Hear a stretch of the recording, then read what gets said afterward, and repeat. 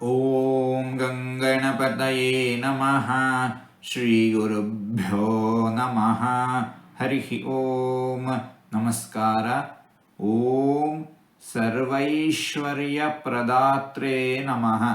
ಭಗವಂತ ಜೀವಿಗಳ, ಭಕ್ತರ, ಜ್ಞಾನಿಗಳ ಕರ್ಮಾನುಸಾರ, ಯೋಗ್ಯತಾನುಸಾರ, ಅರ್ಹತಾನುಸಾರ ಇಹದ ಪರದ ಸಕಲ ಸೌಕರ್ಯಗಳನ್ನು, ಐಶ್ವರ್ಯಗಳನ್ನು, ಸೌಭಾಗ್ಯಗಳನ್ನು ಕೊಡುತ್ತಾನೆ.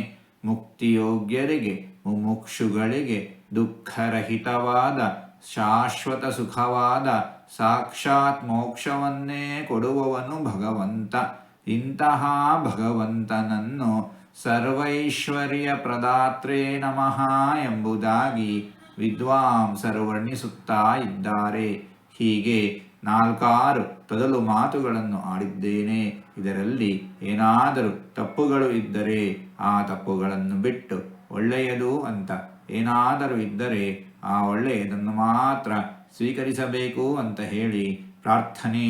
ಈ ನುಡಿಗಳನ್ನೆಲ್ಲ ಆಲಿಸಿದ ಭಗವಂತನಿಗೆ ಸರ್ವವೂ ಸಮರ್ಪಿತ. ಸರ್ವಂ ಶ್ರೀಕೃಷ್ಣಾರ್ಪಣಮಸ್ತು.